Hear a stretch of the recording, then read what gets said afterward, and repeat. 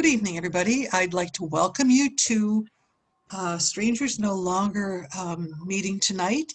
We've entitled it the election season, a call to action. We welcome you.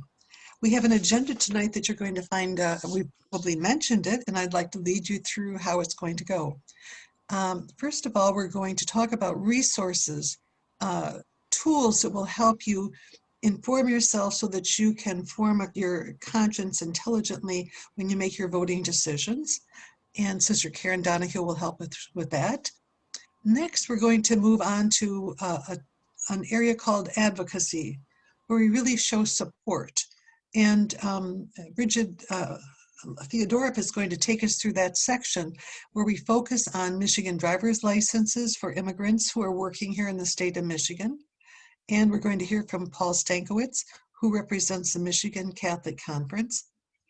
Then we're going to take you to deal with Bill O'Brien in our Circles of Action, where we talk about meeting our state rep or candidate for that office.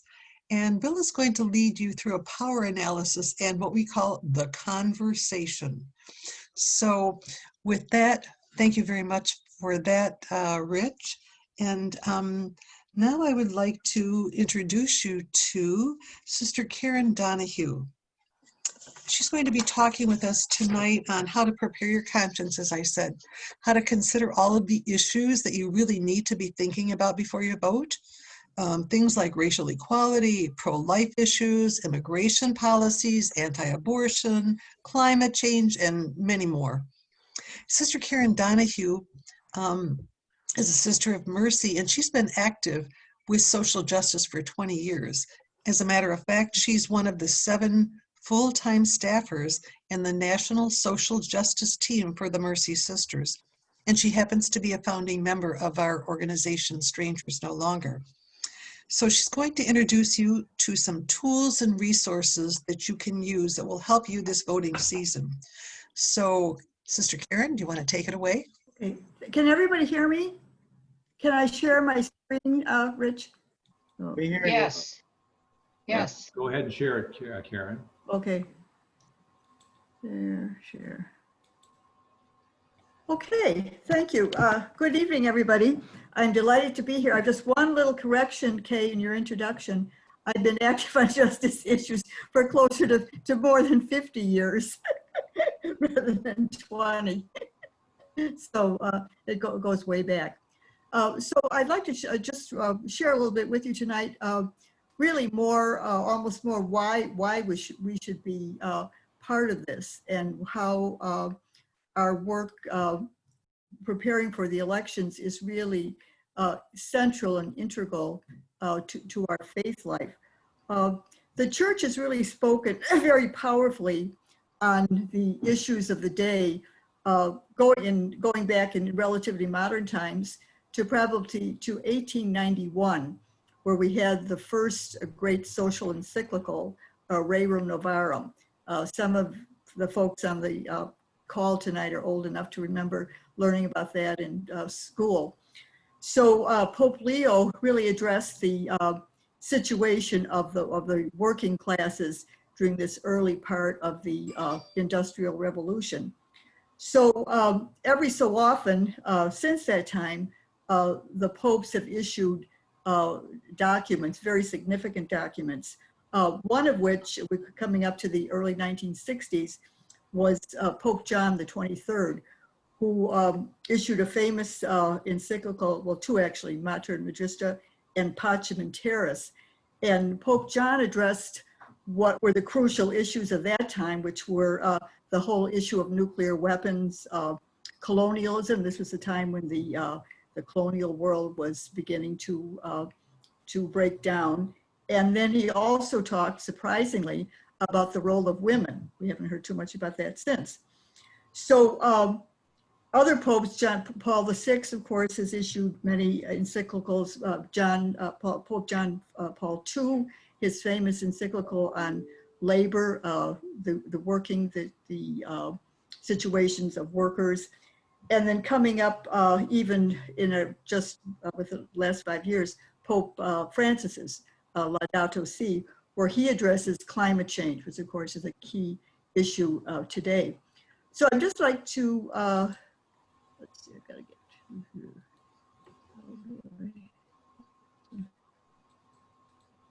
Okay, let's see here. Okay, I've got two quotes here. The first one is, as you see, is from Parchment-Terrace and 1963. And Pope John the 23rd reminds us that it's really in keeping with our dignity as human beings that we should take an active part in government. So, I mean, this isn't something, you know, that we can sort of take or leave. He really makes it quite clear that this is something that's required of us, rooted in our human dignity. And then more recently, in the second quote, as you can see, and this is from the Bishop's statement, Forming Consciousness, I can't say it, for Faithful Citizenship from 2007. He says, participation in political life is a moral obligation. So, and that this moral obligation is rooted in our baptismal commitment. And I don't think this is something a lot of us have maybe heard in our parishes, but I think it's very important. This is coming from the hierarchy, it's coming from the papacy, that this is our responsibility as baptized people and as followers of Jesus. I'm having a little trouble moving my slides here.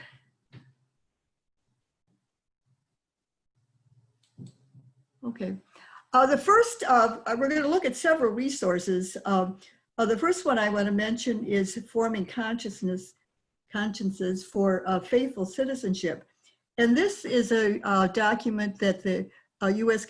Conference of Catholic Bishops releases every 4 years. It usually comes out in the year before the election. So in November, this past November 2019, at the bishops' meeting, they affirmed that they would reissue the one that had been written for the previous election in 2015, and that it was still relevant. So, and it's, I think, somebody I think mentioned earlier that this document really provides a moral framework through which we evaluate candidates' positions. So, as you know, there are many issues. You know, we could have a laundry list a mile long of the various issues, and how do we look? What is our framework for looking at these issues? What are the underlying values, and then how do we evaluate a specific candidate? And I think one of the things that makes this particularly difficult for us is that no candidate, at least in our political world at the present time, no candidate really embodies the fullness of Catholic teachings. You know, we find that, you know, some candidates or some parties may be very strong on certain issues, other candidates may be strong on other issues. So it's very, this is why this is such a struggle, I think, for us as Catholics, that we have to really look at these issues very carefully, and then come to our own decision based on how we see, you know, the information that we take in. So as I said, this document really stresses you know, the formation. How do we form our consciences so that we can make a decision relative to the candidates that we select? So this issue, we're going to send a resource out tomorrow that will give you links to all of these documents that I'm referring to. So you'll be able to check them out for yourselves. Okey-doke, I have a little trouble seeing here. Okay, another group that some people on the call I'm sure are familiar with, others this may be a new group for you. This is a group called Network, and it's a lobby for Catholic social justice. This group next year will celebrate its 50th anniversary, and it was formed in 1970 by a group of 47 Catholic sisters. So it was very much rooted in the vision and spirituality of Vatican II. So Vatican II ended in 1965. So this was, 5-6 years after the documents of Vatican II. So what Network does is it works to shape public policy as it impacts people who are poor and marginalized. So many of our communities, Catholic women's communities, have been working with people who are poor, people who are marginated and so forth, probably from our very beginnings. Many of our communities were founded specifically to minister to people who were poor. So, but most of that work was direct service, providing, education, healthcare, housing, whatever it may be. But some of the insights of Vatican II, and we'll look at some of those in a minute, people began to say, we need to impact public policy. It's good that we provide education, it's good that we provide healthcare, but we need to address the situations and circumstances that impoverish people and so forth. So, so that was the notion that this organization would form. They'd set up an office in Washington, D.C., and they would work directly with Congress to change public policy. So you may have heard, some of you may have participated. In fact, the last couple of years, they've had what they call Nuns on the Bus. They have a bus that has traveled all over the country, meeting with people and talking about the election. This year it's going to be virtual, so it'll be interesting to see how that works out.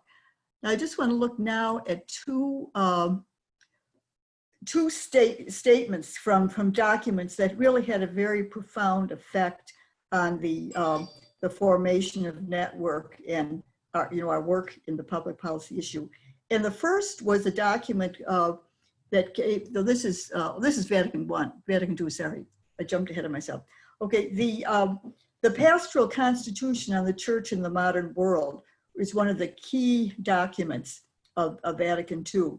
And the quote that you see on the slide is actually the very first sentence of that document. And it says, the joys and hopes, the griefs and anxieties of the men and women of this age, especially those who are poor or in any way afflicted, these are the joys, the hopes, griefs, and anxieties of the followers of Christ. So I think this places the church, right smack in the middle of the sufferings and anxieties of the people of the world. So this was a very powerful call to respond to those needs. And then the next one I want to look at is, here we go. Yeah.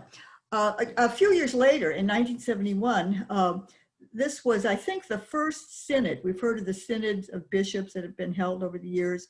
The one on the Amazon just a couple of years ago. There was one on the family. There's been, a whole string of them, since Vatican II. And this one in 1971 was the very first. And they issued a document called Justice in the World.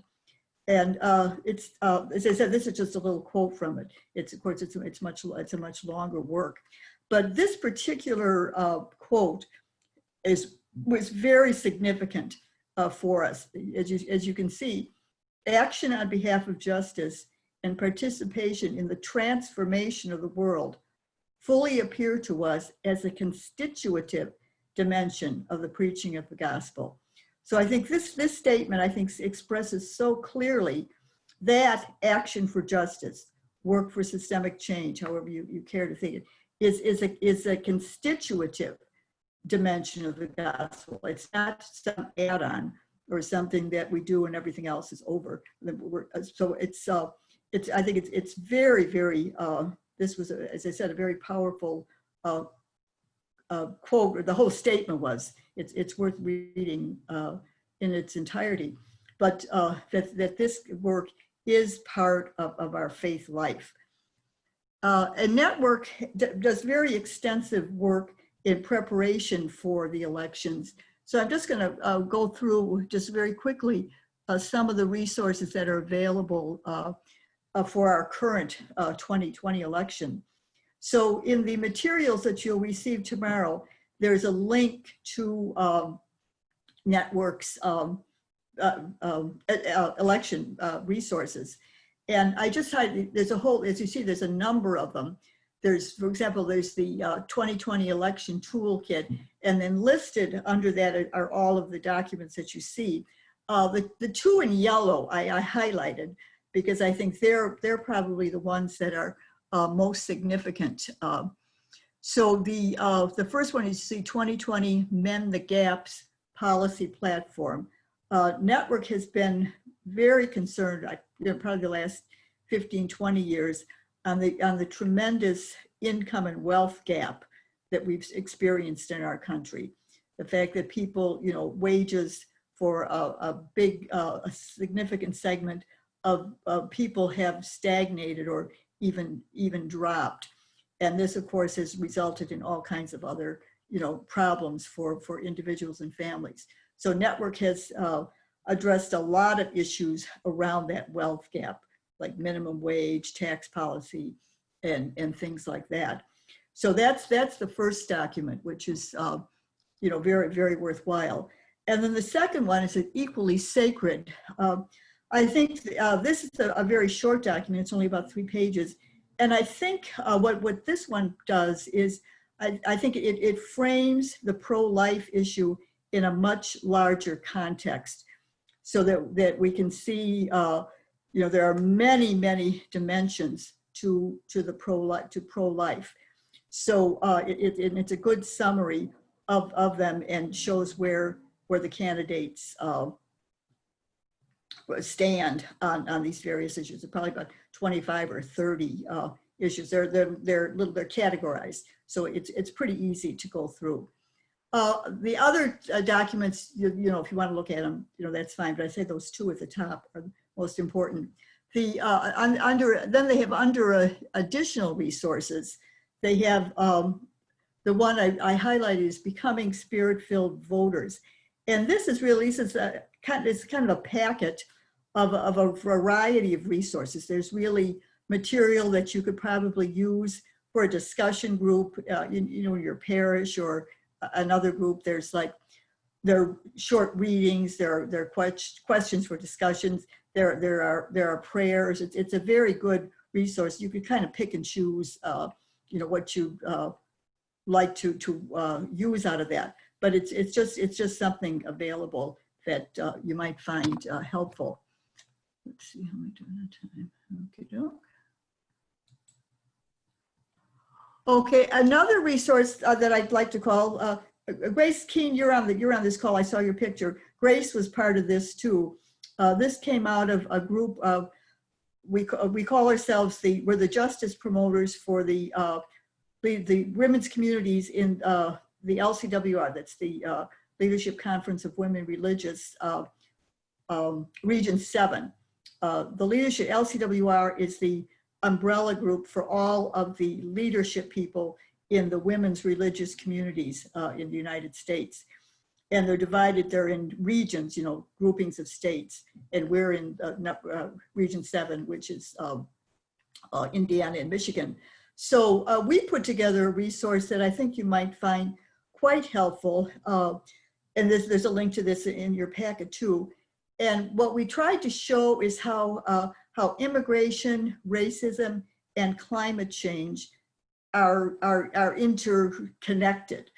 It's how racism impacts immigration, how climate change impacts immigration, and vice versa. So and it's done. There's each section has some basic principles, and then there's a story that sort of exemplifies the issue. And then there are some quotes from Catholic social teaching. And then there are some questions at the end, questions that really we hope will help people evaluate candidates, asking about their position on various things. So I think it's about 7 or 8 pages, but it's very, very readable. So it's something I would highly, highly recommend. So I think we're almost at the bottom. Okay. Okay, I'd like to close with this, this quote. This was another Pope Francis quote. We have a lot of good Pope Francis quotes tonight, I think. So this one came, as you probably know, Pope Francis lives at a sort of a hostel, like hotel type place in Vatican City rather than in the papal whatever. And he says mass every morning in the chapel it's the St. Martha, Casa Santa Marta place. And this quote was from his homily on it, well, almost shortly, just about 6 months after he was elected. And as you see, he says that we need to participate for the common good. He says, sometimes we hear a good Catholic is not interested in politics. And I think we've all heard that in some way, shape, or form in various places. And he says, this is not true. Good Catholics immerse themselves in politics by offering the best of themselves so that the leader can govern. So in a sense, we have to offer the best of ourselves so that our leaders can govern. So I'd just like to make a little distinction between politics and partisanship, because I think we sometimes use those two terms interchangeably. And I know that the Poor People's March, any of you have been aware or involved in any of the activities of the Poor People's Campaign over the year. They had a number of activities a year ago, summer of 2019, to call attention to the plight of people who are poor. But one of their slogans is that we are political, but we're not partisan.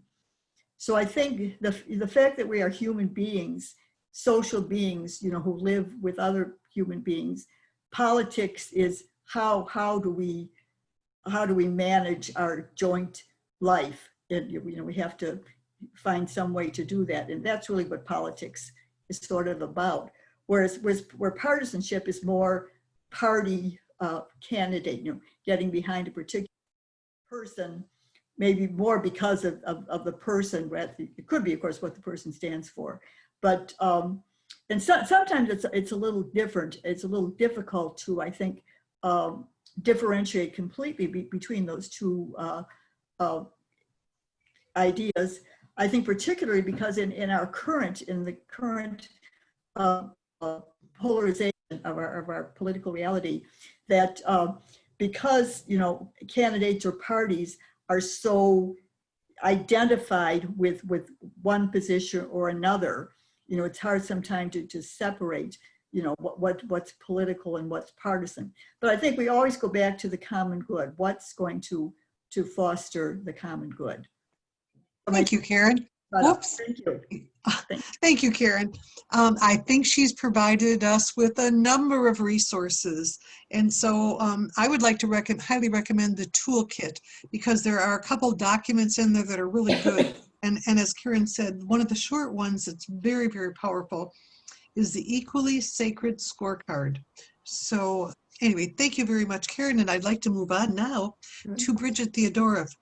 And Bridget is a chaplain at Beaumont Hospital, for those of you who are not familiar with her from our other sessions. She is also the leader of our advocacy efforts. She brings experience there as well as spiritual insight. So Bridget, would you your presentation for us? Sure. Thank you, Kay. Rich Switcher. Oh, he's okay. Okay, so just a little few words about being an advocate. We first hear that God advocates for us. In the Gospel of John, Jesus promised to send an advocate, the Holy Spirit, to be a supporter for us, a champion for us.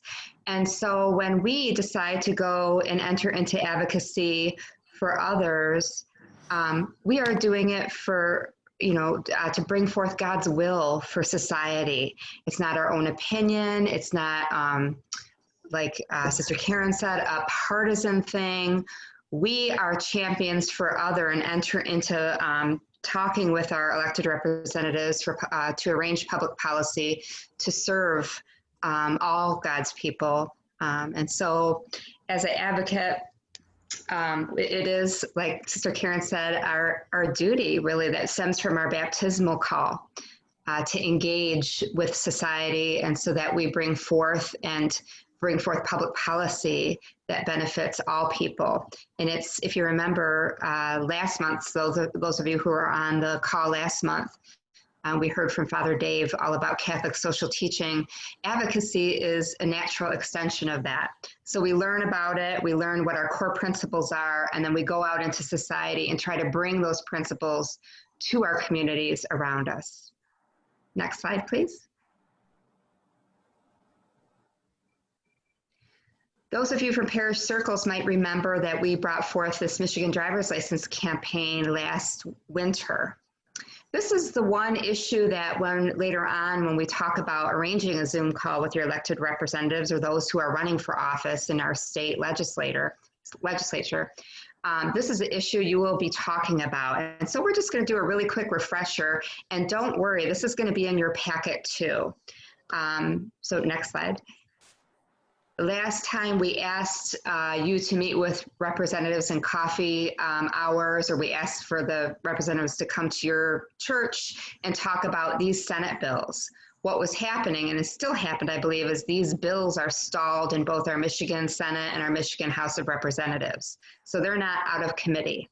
Last winter, we were asking you to ask your representatives to bring them out of committee. When you meet with those who are running for office this time, we're going to just have you present this issue and then tell them that if they are elected, they will be hearing from you again regarding these bills. These bills are called the Drive Safe Plan. Next slide, please. So before 2008, it was a little bit easier to get a driver's license and have your driver's license renewed in the state of Michigan. If you remember, and you've been on any of our other calls about all the different legalities of all the different documentation that immigrants have to get and go through and sometimes hold, it's a long road to full citizenship. So, you know, we're not even talking about even people without documents. There are a lot of people driving and who are immigrants who have certain documentation, whether it's a work visa or other things, it's very difficult to obtain a driver's license. So what happens is they don't renew it, or sometimes they don't get a driver's license. And so we want to advocate for them to be able to drive safely and get a driver's license through the state of Michigan without full citizenship. So the next slide, please. If you remember from our Catholic social teaching, the core principle, the core value was that issue of human dignity. It is innate, it is intrinsic, it is inviolable. Every single human being is made in the image of God. And so every time we advocate for any public policy, that is the first and foremost core thing we remember. So this is an issue of human dignity as well. To be able to drive, to be able to go to work and take families to doctor's appointments, all those sort of things that we all have to do in our communities. Next slide, please. Again, another pro-life issue, if you will. This will improve public safety. If we have licensed drivers, there's going to be much more safe driving. There's going to be more insurance that is obtained by people with driver's license. So all these, the driver's license training and stuff like that. So it improves our safety in our community as well, to keep our neighbors from getting into accidents and life-threatening problems. Next issue, or next slide, please. And of course, there's some other economic benefits to these things too. In Michigan, where I live near Romeo, and we have tons of orchards and greenhouses that I personally benefit greatly from the agricultural benefit that our migrant workers bring to our area. And so it just makes our communities better. And again, an issue of common good goes into play there. Our other core principle was that it's not just the majority, what's ever good for the majority of people. It's so that everyone, all humans, can go to work and have a good life, have that full, rich, abundant life that Jesus calls them to. The next slide, please. And again, there's safety issues for the whole community. It strengthens relationships, really, if we're able to have people drive and be part of the community without fear. And so it really solidifies our brother and sisterhood. And we, again, one of those principles are solidarity, right? There's all that brings us together, and that we can form our communities on good, solid relationships with each other. Next slide, please. And of course, there's economic benefits, which benefit us all. So all these things are points you can bring up to your senators and representatives that are running for office. And again, you don't have to worry about taking this all down. This is going to be sent to you, including much more about these issues in a slide packet that includes frequently asked questions and all sorts of things. So you're going to be fully prepared before you go to these Zoom meetings, so you don't have to worry about remembering all this yourself. Now I would like to welcome Mr. Paul Stankowitz, who is a policy advocate for the Michigan Catholic Conference. We're so happy to have him with us here today. And Paul, I was wondering if you could kind of tell us briefly about the Michigan Catholic Conference, for those of us who don't know what you do there in Lansing, and also maybe you could talk a little bit more about these Drive Safe bills. Sure. Thanks, Bridget. It's good to be with all of you tonight. I'm a native Royal Oaker, so I'm from the Archdiocese of Detroit, my home diocese, so I feel right at home here. Bridget and I have exchanged phone calls and emails on numerous issues over the years, so she does a great job for all of you, and Mr. O'Brien and I have known each other. Bill, I just figured out it's 18 years now since you and I first crossed paths a long time ago, so it's good to be with all of you. And so the Michigan Catholic Conference is as it says, the official public policy voice of the church here in Michigan. The Archbishop of Detroit is always the chairman of the board, so Archbishop Vigneron is the head of the ship here, along with his diocesan brother bishops throughout Michigan.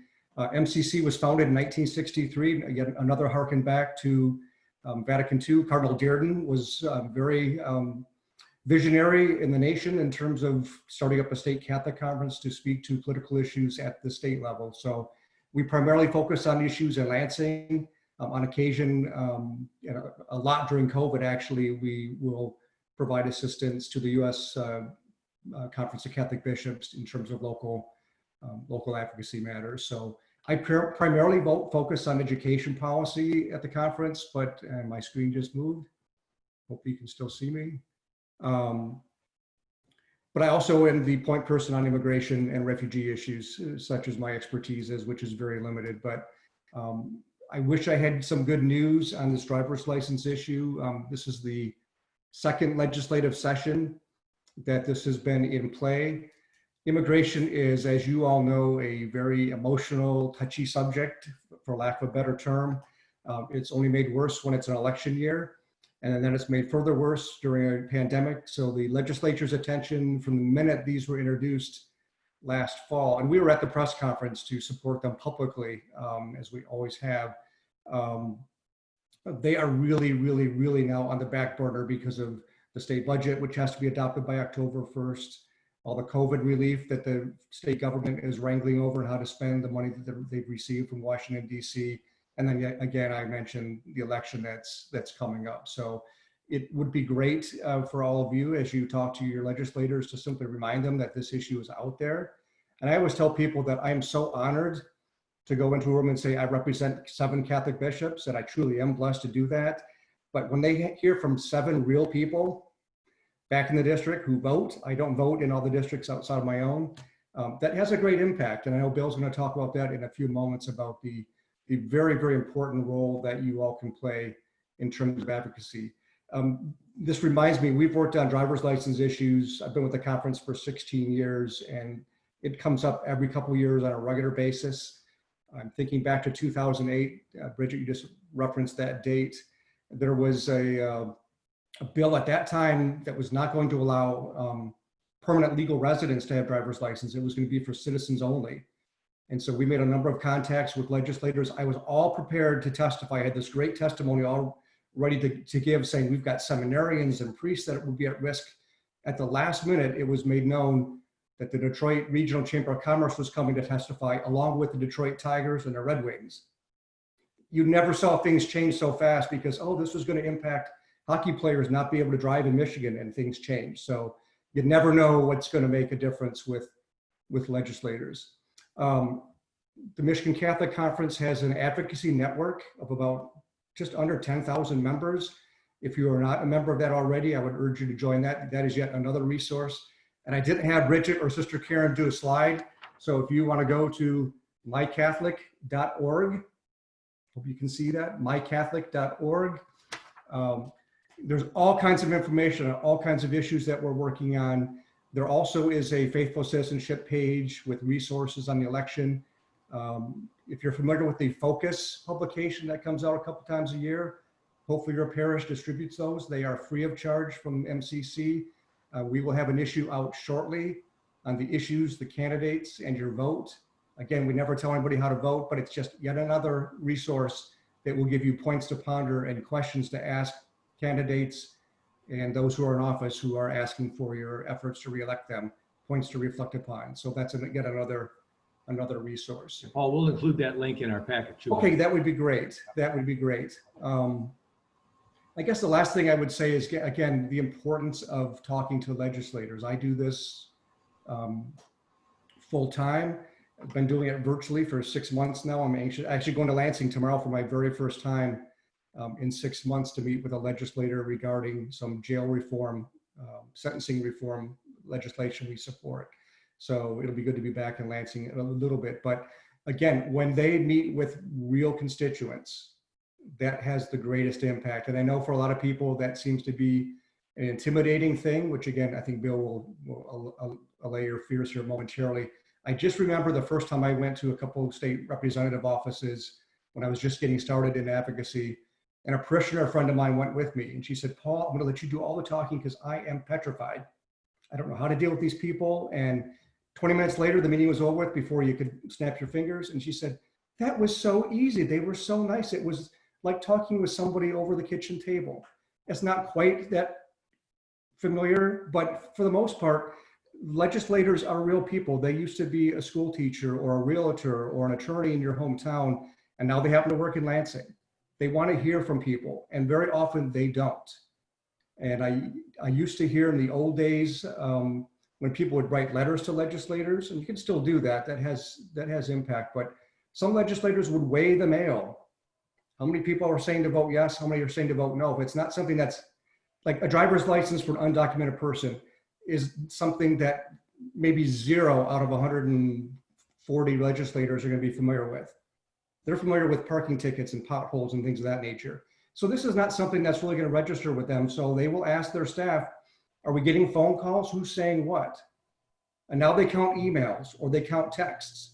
And I've heard from a number of legislators that sometimes if 2 or 3 people from the home district say, this is important and you should vote yes, or this is important and you should vote no, they will vote that way based on what 2 or 3 people say. So if we're afraid to engage, we're missing out. And as Pope Francis says, a good Catholic does get involved. The translation I've seen is meddle. Do we meddle in politics? And yes, we are called to do that. So I would encourage all of you to do that. Don't be afraid, as Pope John Paul told us. I hear that quoted by Joe Biden now, but John Paul the Great says, do not be afraid. You know, the Lord will give you the words to say. And these are regular people that you're going to be talking to, and they want to hear from you. So I would very much encourage you to do that. Be an active, be a faithful Catholic.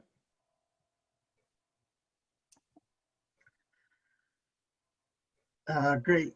Paul, my name is Bill O'Brien. I'm my church is Jesu, and Paul, you look the same as you did 20 years ago. So everybody, check is in the mail.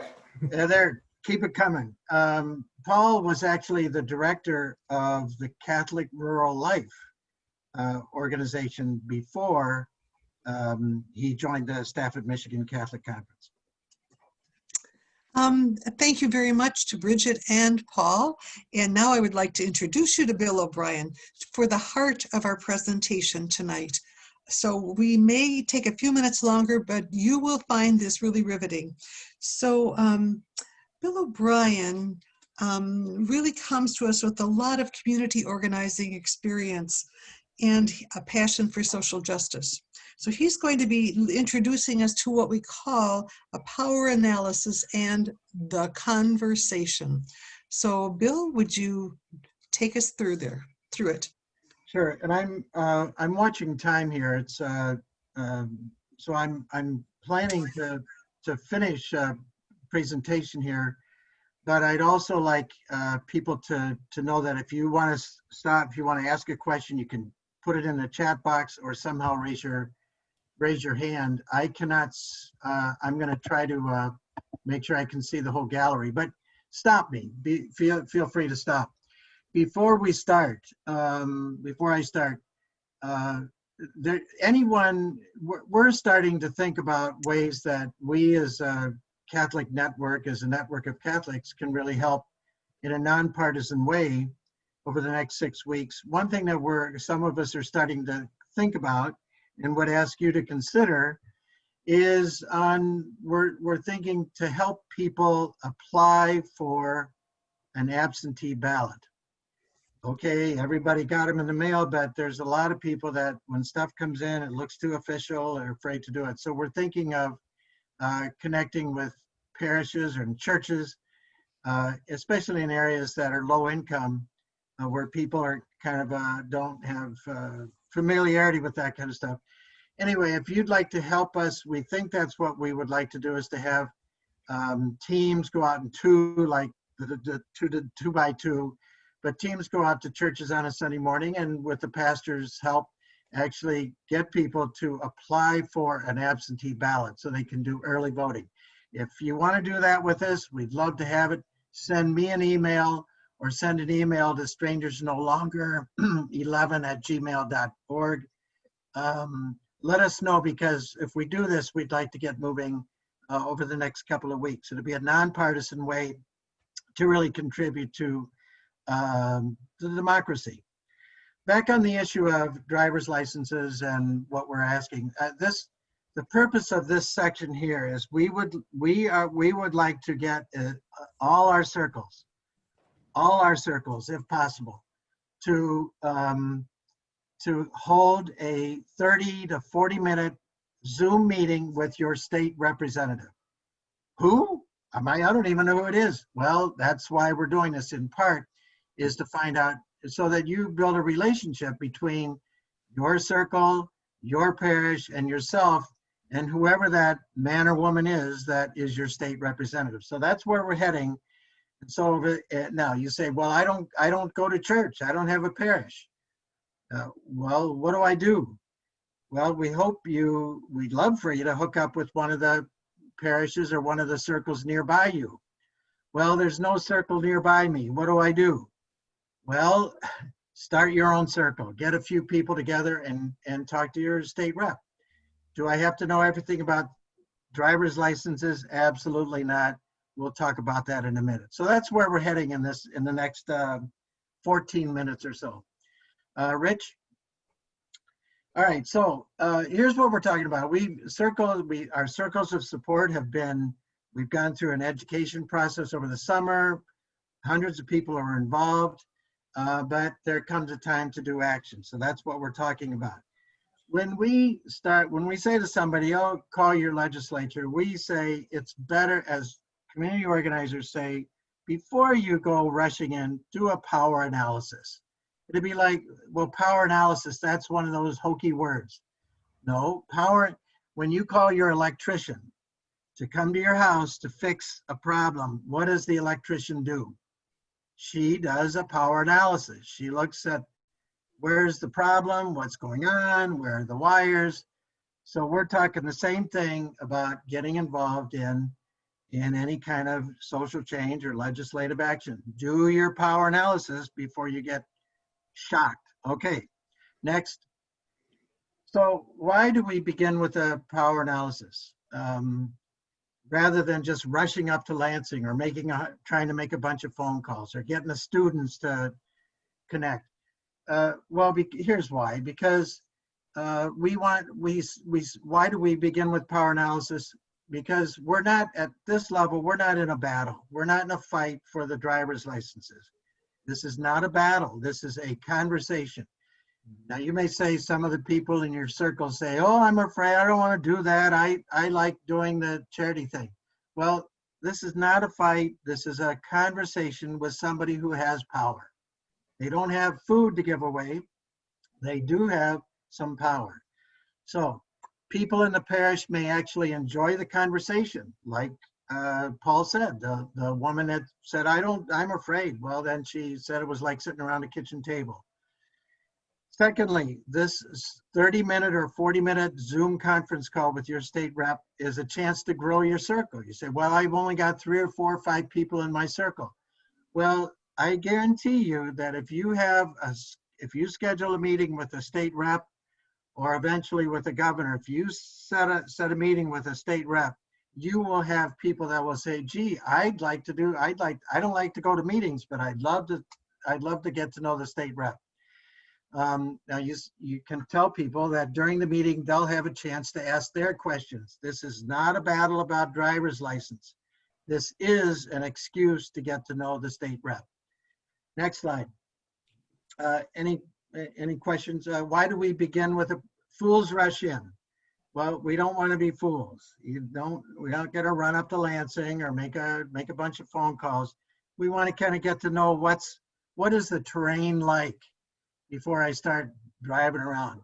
Secondly, the power analysis allows the circle members to build a little confidence. You don't have to know everything, but you have to have a little confidence that you could actually have a decent meeting with somebody in power. This is new terrain for a lot of people. You don't go alone. That's why we do a power analysis, is so that it's not you talking to the state rep, it's us talking to the state rep. That's why you invite new people to your meeting. This is not just for the little clique, not for the circle. This is for you to invite others to join you. And numbers do count. There's a pastor, Baptist pastor, he said politicians may not know how to read, but they sure can count. So the more the merrier. And the whole purpose of this is to build the relationship, to first of all, build the relationship with a state rep. It's you, your circle, your parish, getting to know somebody and having them get to know you. Okay, are we good so far? All right. Next, the other thing is just to find out what he or she is saying about the driver's license. They may say, I don't know anything about it. Oh, well, we know something about it. We'll send you our information. We've got documents from the Michigan Catholic Conference. Can we send you some documents so that you're aware not only about the issue, but you know that some people in your district care about this. And by the way, we're just the tip of the iceberg. Okay, next. A power analysis. Am I going too fast? Sister Martha, you all right? Okay, all right. This is not about knowledge. Power analysis is not just about knowledge. It is about building relationships. You can sit in a library, or you can go online, or you can have your students go online, and they can learn stuff about the legislature, but there's no substitute for getting to know somebody who can help you figure things out. So Maria Pangori with the students, Jim Dwyer, getting them face-to-face to meet with some people of power would be a good thing. How do you do that? Well, you actually find out who she is. What does she care about? Now, she knows you care about immigrants, but what does she care about? What does the state rep care about? What are her goals? Does she want to be governor someday? Where'd she come from? Where's her family go to church?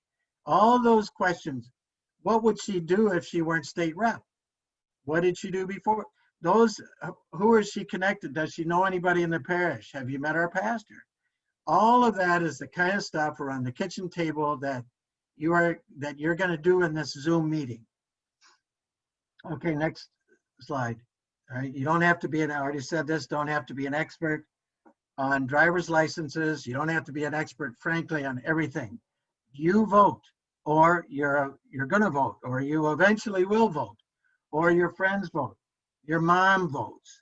You belong to a community.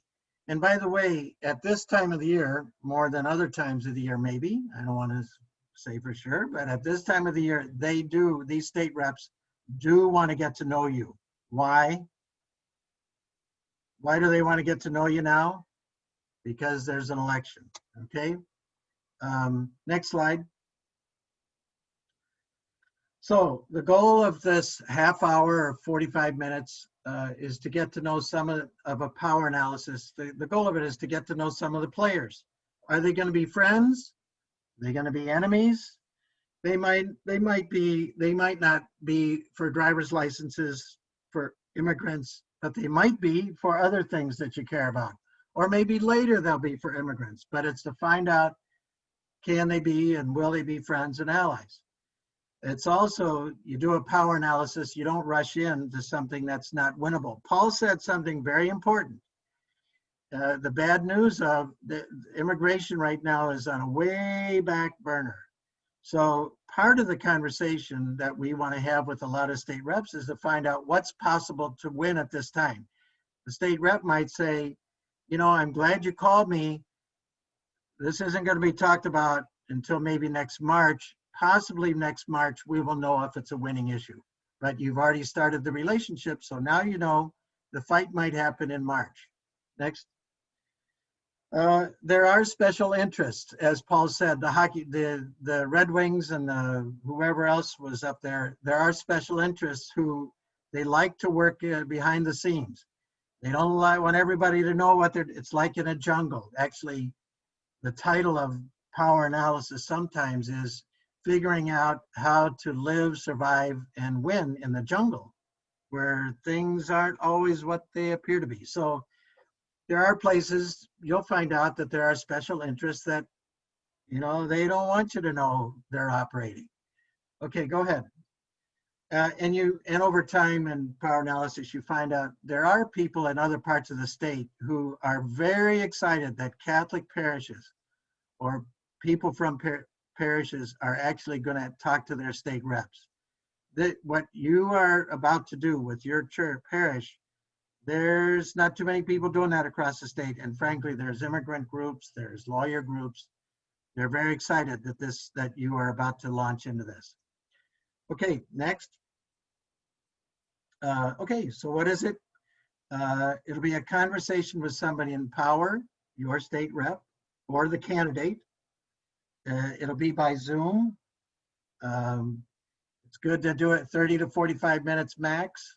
It may look like an informal conversation, and it'll feel like an informal conversation, but really it's pretty well disciplined and it's controlled by the circle leader, and it's somewhat open-ended, but the circle controls it. All right, so we're asking, here's the big ask, we're asking each circle to organize a conversation with your state rep sometime before the November 3rd election. Why is this a good time? Because they want to talk, this is the time they want to talk to you. They want your vote. So anyway, they want to get to know you. Okay, next slide. So how do you get started? Well, you set up the meeting, you set up the Zoom meeting by calling the state representative's office. You got to find out who your state rep is. Then you actually call to set up the meeting. And then once you've got the meeting set, you set up the agenda. Next slide, Rich. All right, what are the first steps? Number one, don't call the state reps, don't call the staff person. I think they call it chief of staff or the scheduler for State Rep Garza. He's down in Lincoln Park. First, make sure that 2 or 3 of your circle are willing and able to do this and that they want to do it. And yes, Mary Coffee, if your representative is term limited, should you have a meeting? Yes, absolutely. If there's 2 people running, have have a meeting with each of them. They'll know that you're talking to the other guy or the other woman. So yes, term limits, go with the new people. So getting the appointment, you got to call his or her office. You schedule a date. The staff person, a good staff person for the state rep will say, what's this meeting about? And I think you be pretty frank and you say, well, this meeting is about some people from our parish would like to get to know the state rep. We do have an issue we'd like to talk to them about, and that is driver's licenses for immigrants. But we see this as getting to know our state rep. This is a time for us to get to know him and or for her to get to know us. So and then the staff person will say, well, about how many people are going to be on there? Well, you can say our group right now is 6 people, but we're inviting others from the parish. So my guess would be that there will be somewhere between 10 and 20 people on the call. And I, the circle leader, I'll manage it so it'll be a well-run meeting. Somebody just mentioned that many state representatives, Paul said that many state reps who are term limited, they're done, they're finished, they end up being senators down the road. So it doesn't hurt to call the people that are term limited either, okay? Call somebody, get a meeting with your state rep or a candidate. Okay, is your pastor, are you gonna invite your pastor? Joe Mauer, are you gonna invite your pastor to this Zoom meeting? Joe? Just nod your head, Joe. Yes, I'm gonna invite my pastor. And if you don't, Kathleen Rogers will. Why is it important to invite the pastor? Anybody? You unmute yourself. Why is it important to invite the pastor? Anybody? Because he represents all his parishioners. That's right. Why else? Why else would you invite the pastor? He's a voter. He's a voter. Why else? Get him involved with your circle. Absolutely. Get him involved in the circle. Why else would you invite him? Maybe if he's there, then other folks from your parish will come to the meeting. Absolutely. Why else? Because he'll be impressive to the representative who will say it's worth their time. Sure. Meet with them. And there's one more reason, because he'll see your circle as caring not just about yourself and your issue, he'll see your circle cares about the whole parish. You're not just caring about immigrants, or you're not just caring about your own little group, you care about the parish. That's why you invite the pastor. All right, next slide. Next slide. Okay. These are some agenda items. It's actually a very simple meeting. It's actually, I'm trying to turn off my alarm here. Okay, the agenda is very simple, and I think rather than going through this, I think we'll just save this for the agenda and the meeting itself. You may not believe me. The meeting itself is actually the most enjoyable. It's the easiest, it's the most enjoyable. The circle leader will be in charge, and you just keep it to 30 or 40 minutes. And Bill, we're gonna send with the packet tomorrow a pretty good 3-page document which you've laid out the whole meeting, how it's gonna go, a script, really a nice script for the folks to follow. So I think they'll find that very All good. right, good. And even though it's scripted, this allows for some flexibility and people to ask the questions that they are interested in as well. So it's Right. very well done. You want your neighbor to be able to ask about what are they going to do about the potholes, or how do you feel about the public education? What are you going to do about that? Or what are you going to do about jobs? Or how do you feel about abortion issue? There's no, you want your people on the phone and give them a chance to ask the question. Okay. Next slide. So we'll send you the agenda. We'll send you the draft agenda. It's very simple. It's very enjoyable. At the end of the thing, the state representative is going to thank you and please come to my office, and you're going to say, please come, you'd be welcome to come to church, or have your pastor invite him or her to come to church on Sunday. Join us for liturgy, and of course there's COVID, but whatever. All right, next slide. Okay, any questions? Because now I'm going to start taking names. Any questions about this or comments? I'm trying to just bark it out. Feel free to unmute yourself. But now we're at the point of, this is the point where you say, well, we're going to do it, or by golly, I'm going to give it my best. Any questions before I start calling for names? Now don't forget, Pastor Bill Kirschkar, the Lutheran pastor out there. You know, your church can do it. We'll help you. We'll sit on the call with you. We'll help you get ready. Anything you want, we're ready to help. So, any questions, Jim Dwyer? You okay? Yeah, I got a question. If we're like doing it through Cristo Rey and not through a parish, would we invite the school leadership, or would we invite the religious orders to sponsor our school? I would say yes, yes, and yes. You don't want to have, I would say, 20 people would be a good number. I think your students would love to have, be on equal footing with the principal. They might actually get a kick out of being on equal footing. We're all in this together. Okay, any other questions?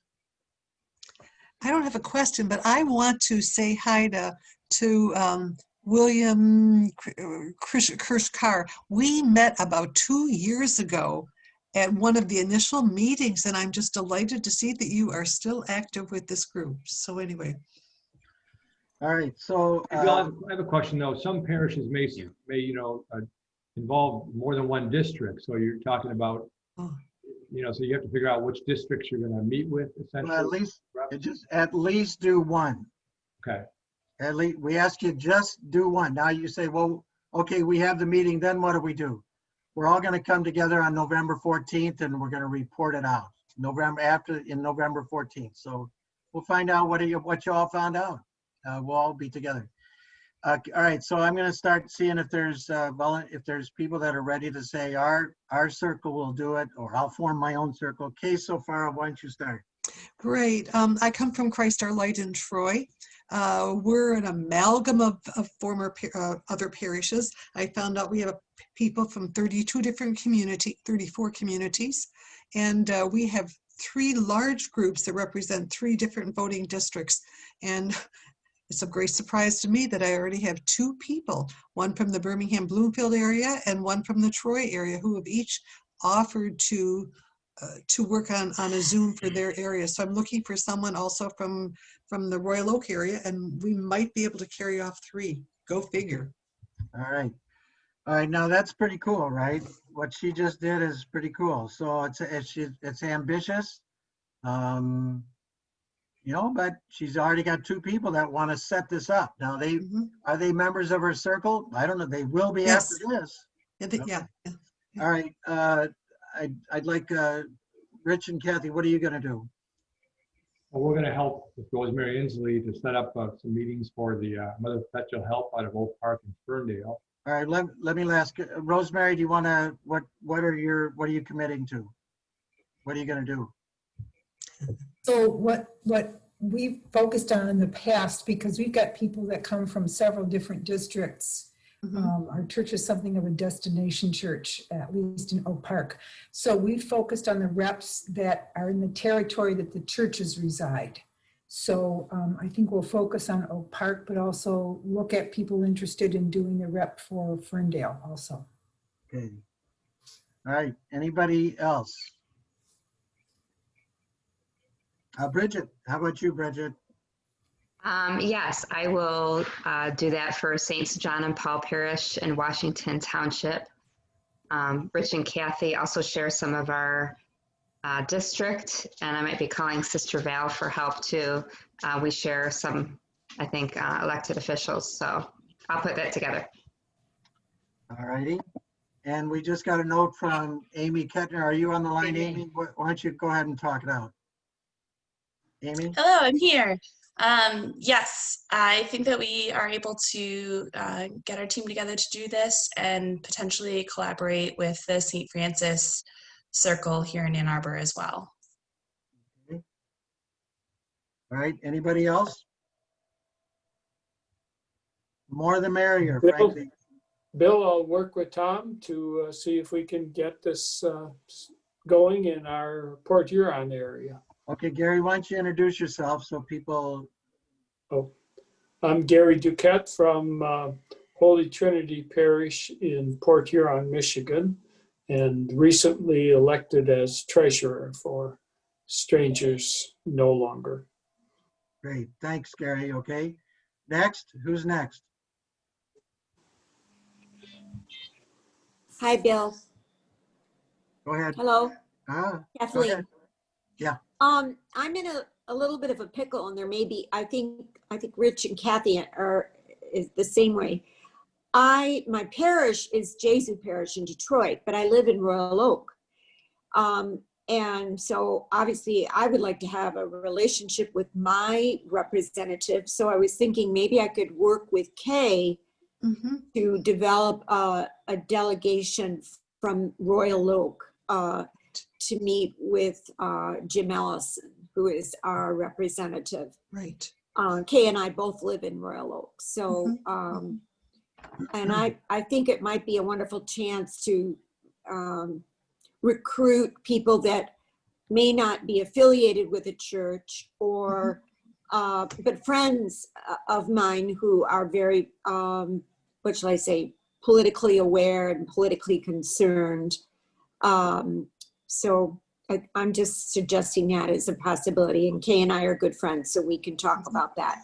So you'll invite some of these non-church people into your group. Yes. Yes. Some people call that evangelization. Hey, what about, so Kathleen, also, why don't you also, I'll work with you to get some people in the Detroit state rep. Okay, so we'll do two. Okay, that sounds Royal good. Oak and Detroit. Okay. All right. Anybody else? Hi, Bill. My name is Emily. I'm a senior at Detroit Crystal Ray High School. And I just wanted to say that this is this meeting today really inspired me. Really something that I'm going to try to get together in our circle of support. And it's going to take a lot of preparation, but I'm sure it's something we can do, especially as students where we have like a big voice that I think we're going to be able to accomplish. I think we ought to give Emily, let's give her a round of applause, however you do that. Emily. Good for you. Good for you. All right, so Crystal Ray, all right. Who's next?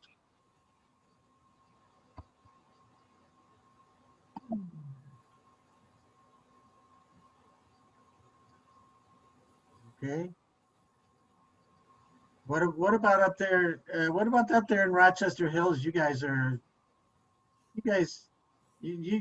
got a very important district up in there.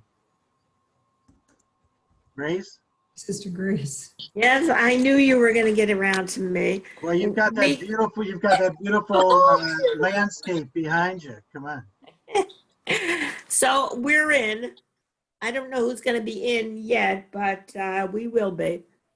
Is that St. Mary's? St. Mary's and St. Andrews Circle of Support. You think you can get a meeting with your rep? Yes. Okay. All right. Hector's got his hand up somewhere. Oh, Hector? yes, and Hector's my boyfriend, so that's why I do not look like a Hector, but I'm right here. Yeah, Hector doesn't want to appear on camera at the moment, but so anyway, what the two of us are planning on doing is following up with Patricia Ellison, the Christian Services Coordinator at St. Patrick's Parish in Brighton, to see if there's any sort of movement with the possibility of doing a circle, or see if getting to know our rep is something that our parish would be interested in doing.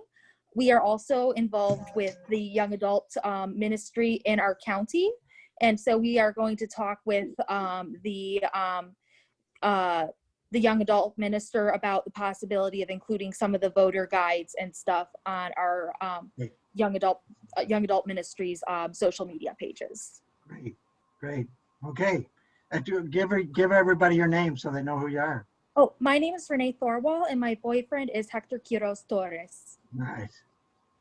Nice to see you, Renee, Can you again. put that in the Nice to chat see so you we can too. get your name? Could you put Put that? it in in? the Yes, chat. of course. Thank All you. right. Oh yeah, and I'll also connect with Amy Kettner to see what she and her circle in St. Francis is doing too. Pastor Bill Kirschkar. Bill, go ahead and talk.